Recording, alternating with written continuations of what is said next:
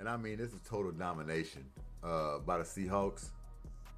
I'm talking about offensively, defensively, even special teams. Special teams. But was it a boring Super Bowl?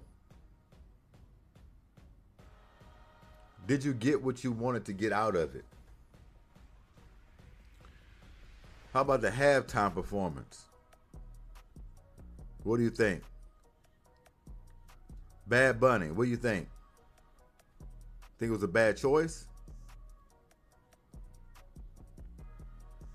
This was tough. This is a tough one. I wanted New England to win it. I've stated that early on. I knew Seattle would pull it out, but I want to see Vrabel. Head coach Vrabel, I would love to see him get that Super Bowl as a player and as a coach, turn that franchise around. But he's not done. Bad taste in your mouth. He'll be back next season. Now, will he be back in the Super Bowl? I don't know. But the Seattle Seahawks, they're going to be there for the long run. That defense. Look, Riley Mills told Drake May, "Get over here!" Seattle Seahawks told the New England Patriots, "Get over here!" Scruffled them up and said, "No, this ain't your fight. Go home. Go home or we're going to drag you home." And that's exactly what the Seattle Seahawks did. Oh, my goodness, man. It was a performance. Drake made 37 yards rushing.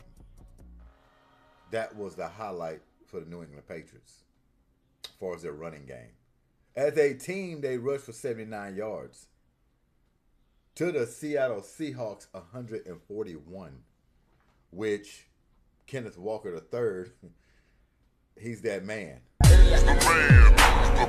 27 carries, 135 yards, 5 yards a pop. You can't contend with that. Can't do it.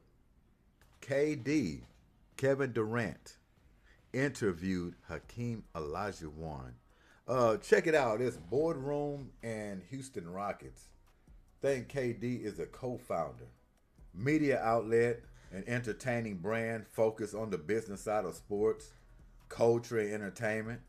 KD pulls out some good stuff out of Hakeem Olajuwon. Pick his brain a little bit. All his accolades, footwork, what he thinks about today's game. So we're going to jump right into that and check it out. I might chime in every once in a while in an interview, stop and play. But majority, I try to let it go a little bit for y'all to get a good feel of Hakeem Olajuwon. Never hear him talk too much about anything. You just hear about him working out with players behind the scenes, working on their footwork, post moves and things like that. So let's go ahead and check this out real quick so I can pull it up. There it is. Hakeem Olajuwon and KD. Remember, Boardroom and Houston Rockets. Co-founder, KD. Check it out. Pretty good. Let's roll it. A true honor to just be in your presence. You're an icon. You're like a beacon. You're a legend. What you brought to not just the sports in general, but just the world in general, man. It's just a true honor to be in your presence, man. Hakeem Olajuwon, one of the greatest basketball players that's gonna ever walk Earth, even hundreds of years after this. Houston Rockets legend. I gotta break it down like this just because this is how you make me feel about the game and just about what you brought to the game. I want to read off some of your accolades too because, like I told you earlier, I'm talking to that true hooper, and there's a lot of young hoopers. You know, we getting up there. I'm getting up there. Hall of Fame class of 2008. Two-time NBA champion, 94, 95. I'm sure you heard all of it. NBA MVP, should have been more than one time. Should have been 3 times. Finals MVP 2 times. Defensive Player of the Year, 2-time Defensive Player of the Year. 12 All-NBAs, 9 All-Defensive selections. 26,000 points, 13,000 rebounds, 3,800 blocks, #1 all time. Ridiculous. 1,200 games played, the longevity. 18 years played, 19 years? 18 years. 18 years played, average 22 and 11. Should have been higher, but you just kept playing at the end because you love the game so much and you just, your minutes got cut, so should have been higher. But Hakeem Olajuwon, ladies and gentlemen, the GOAT, the great legend. Appreciate you being here. Yeah, thank you so much, man. You know, Thank you, man. It's an honor for me, you know, somebody of your caliber in today's game, and to feel that, you know, appreciate what about my talents, what I brought to the game. That means a lot to me, because when I watch you play, it's the opposite. Coming from Nigeria, was sport even talked about in the household? Did your siblings play sport too? Growing up in Nigeria, you know, emphasize always education. Yeah. So playing sport is like you're not serious about life. We don't play basketball, of course. Yeah. We are playing soccer. That's very, very competitive. Yeah.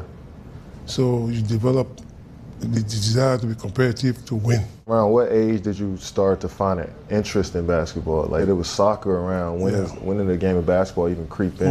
My senior year in high school. That late? Yeah. I was 16 years old. They introduced basketball to our school. How tall were you at that point? I was 6'9". Oh yeah, so you stood out. I was the tallest in the old school. Nobody else close? No. School pictures. You were in the back. Yeah, I know that feeling. So when the coach came to our school, the minute I stood up, they said, okay. I'm very unusual for my height in Nigeria. Okay. Yeah, you know, where I got into a lot of fights because people pick on me. They picked on you being the tallest? Yeah, the tallest. They laugh, you know. Yeah. So you got to punch the people. You know. They didn't pick on him in the league, that's for sure. Maybe early on. But in the NBA, they wouldn't mess with Hakeem Olajuwon. I think he had a couple of scuffle-ups, and that man goes to a different level. So when did that footwork, mid-range jumper over either shoulder, the touch with the hook shots, when did that start? When did you feel that you started to get confident in that? Well, you know, when you play a pickup game and you're dependent, you don't get the ball. You're not gonna get the ball. Mm-hmm. So you're forced to go outside and get the ball, put it on the floor. So the way I played in the summertime is different. I can relate to this one. Absolutely, in pickup ball, especially if you play against some elder statesmen, you're not gonna get the ball. That's how I built my game early on. Inside that paint, they're not gonna pass you the ball if you're a big man. You're gonna have to get it off of hustling, defensive steals, open court, fast breaks, offensive rebounds, just quick actions. Stand active and hustling. The only time you don't touch the ball and make something happen. Definitely can relate to this, for sure. Different from official game where the coach wants you inside. And the coaches, they don't want you to even dribble the ball. They want you to keep it up. You know, the big man. Yeah. You were different because you're a big guard. Yeah. Right? Yeah. But I know back then it was a lot of. They don't want you to put it on the floor. On the block work, catch and finish. You put it up. In the summertime, playing like a forward, small forward. Yeah. You know, and you learn how to. That's how I learned. Catching it, pushing it on the break. Right. But once the season starts, back in jail. Freshman year, we went. Right, and that's true. You can work all that guard stuff back at the time when I was playing. I don't want to go back to seem like dinosaur days. It wasn't that long ago. At least I'm trying to act like it ain't. But yeah, man, if you was a big man and you was trying to work on your handles and you was trying to work on outside shooting, three-point shooting, you weren't going to do any of that in the game. Back then, your position was your position. If you was a big man, you're not working on ball handling. You're not working on jump shots. You're working on post moves. You're working on rebounding, playing post defense. It's unheard of now. You got these guys 7'5", 7'6", outside handling the ball, shooting the ball. But back then, man, them coaches didn't allow you. I mean, if you was a guard, you wasn't getting in the post, posting nobody up. You was just going to be working on ball skills, handling the ball, passing the ball, shooting the ball. None of that stuff inside the paint. So your position was your position, and that's what you worked on in practice, and that's what you did in the game. You did anything outside of that, come over here and sit with me right here on this bench. Shot blocking just came so natural to you. It's just like... I enjoyed that part of the game more than anything else. Yeah, really? Yeah, of course. Damn. In fact, you know, the toughest part for a shot blocker is to get a shot block. That's like, you feel so defeated. I would take a bad shot before you get my butt. I hate it too, man. Getting shot block and stuff. I mean, I think in back. Hakeem laughed, tripping me out. Talk about the humility, man. Grace when you talk about the Hakeem Olajuwon. Basketball, as you know, there's a different respect for a shot blocker because you have to watch out. Anytime you go in the lane, you know it's coming. Mid-range. Can you imagine they saying mid-range is dead? I can't believe it. Can you believe that? And you see a few guys in our league still keeping it alive. Shea was an MVP. He shoot a lot of mid-range. Mid-range. It's the unpredictable shot. It's an easy shot to shoot. Once you master it, exactly. Once you figure it out, it feels like a layup. You need to. I've been trying to keep it alive, man. I've been shooting. I shoot the most in the league. Man, just look at get to your spot. That's it. Man. Get to your spot. Preserve some. KD, is it KD and Shea? SGA, those are only two shoot mid-range jump shots, keeping it alive. It's definitely dead than it was in the 90s. That's all they shot in the 90s with mid-range jump shots. That was it. Rarely shot threes unless it was wide open or you just got a swing, wide open kick. They used to knock down those threes, but man, they was not hunting down threes in those 90s, man. Not at all. Everything was mid-range, layups, free throw line, battles, just grinding battles. Now these guys running out there on fast breaks, shooting threes, pulling it out from a layup to shoot a three. Different game, I tell you. But yeah, KD and SGA, they keeping it alive with the mid-range. No doubt about it. Once Rudy T got to Houston, did he have any say over like the roster? Was he almost like a GM too? Because I feel like once he got there, that's when the Vernon Maxwell, Sam Cassell's, Robert Horry. He put that team together, yeah. Yeah, Rudy T was nice. Rudy T was nice when he wasn't on the scotch, I would say.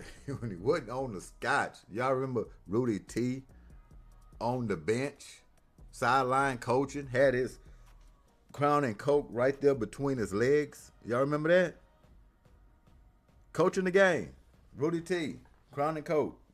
Right there in his little double, I don't want to say double foam cup, but it was more like a fountain drink cup. Man had it doubled up, sitting right there between his legs. Yeah, coaching the game. As the game goes on, quarters get winding down. You start seeing that man forehead sweating, hair getting a little crazy. Yeah, Rudy T was something, man. I think he actually ran into a tree on the way to one of the games. Y'all might have to look that one. I believe I'm correct on that. Rudy T ran into a tree on the way to coaching a Rockets game. No doubt. No doubt. Rudy T, part of a champion. I like your one-legged. I stole that from Dirk though. Yeah? I didn't. Yeah, that's straight Dirk. I seen you pull that off one time. Yeah. You know, I seen you did that before, Dirk. Yeah. I love your spin because you stop on the dime 2 feet and then you spin, no wasted movement at all. Anything you do is pop, sharpness. Way back. Right here. Sweet. Yeah. You have the spin to I do. For your turnaround, you know. You have it. But if you add the spin to it, the speed is I do the slow spin a lot where I like turn my back and then try to spin. I need to do that quick, like you pound it into the ground and spin. Yeah. When did you feel that you were starting to lose a little desire and urge for wanting to be an NBA player? Around what year? Desire for the game? When he went to Toronto. That's when he lost all desire for the game. Hakeem Olajuwon was 10 steps slower. Everything was slow reacting. He was going for every pump fake.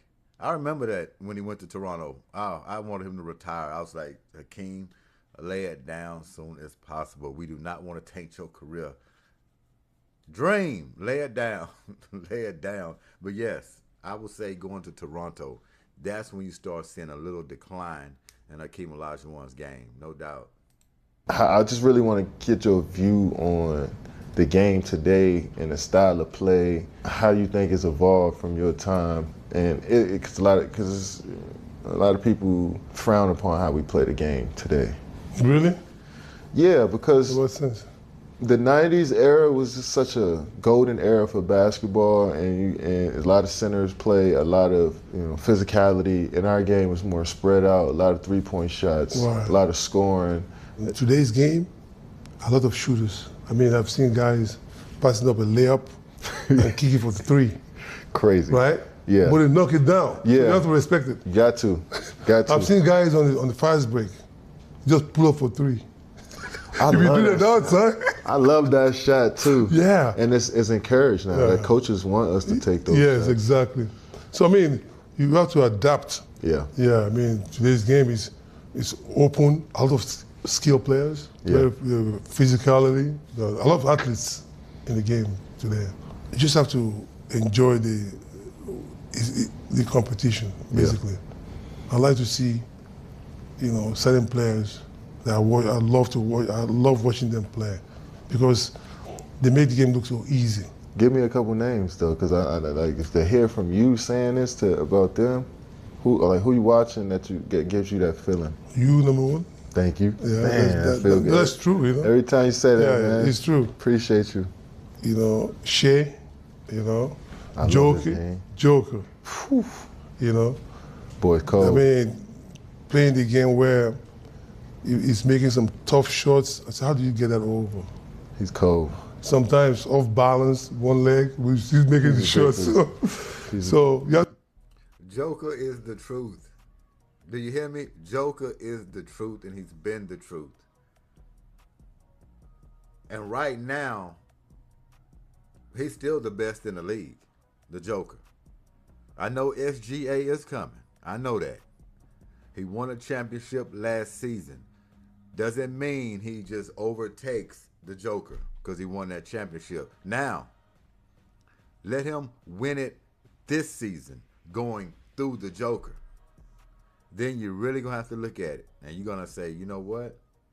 SGA has arrived. SGA is the best player in the league. But right now, just when you start to think about switching and just going in a different direction, about the Joker, the man ended up doing something or putting on a performance, and you wonder sometimes how does he do it? He don't jump the highest. He's not that athletic. You know what I mean? He's shooting flat-footed jump shots. He's not jumping out the gym. He killing you with fundamentals, kind of like how Tim Duncan used to do it, but at an elite, higher level if you can get to another higher level than Tim Duncan. This man here is better than Tim Duncan. No doubt. The Joker, man. The Joker. Gotta give him his due. He's a bad man. What do you think about Embiid? I mean, he got everything. In my humble opinion, he reminds me the most of. He got how you the same move, basically. play. You think same movements? Yeah. I said the same thing. style. Same style. Now, Joel Embiid, they're going to take it easy on Joel Embiid, obviously, especially Hakeem Olajuwon. But to this point, we already know Joel Embiid has all the talent in the world.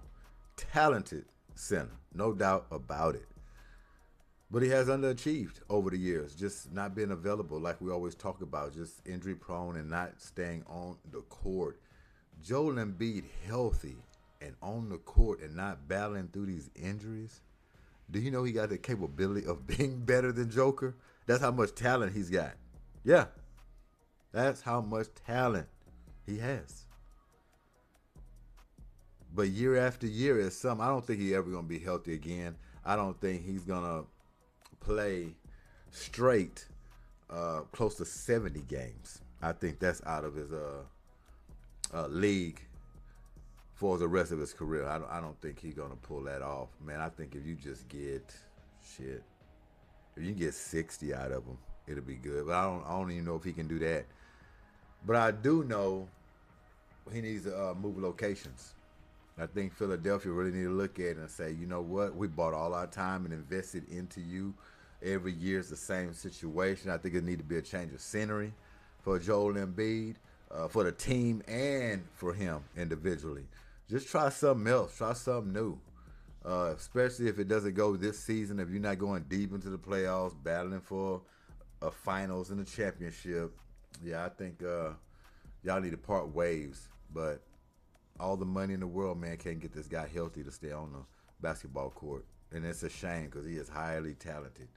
No doubt about it. But they're not going to mention any of that stuff here. They're going to keep it upbeat. Seahawks won the Super Bowl.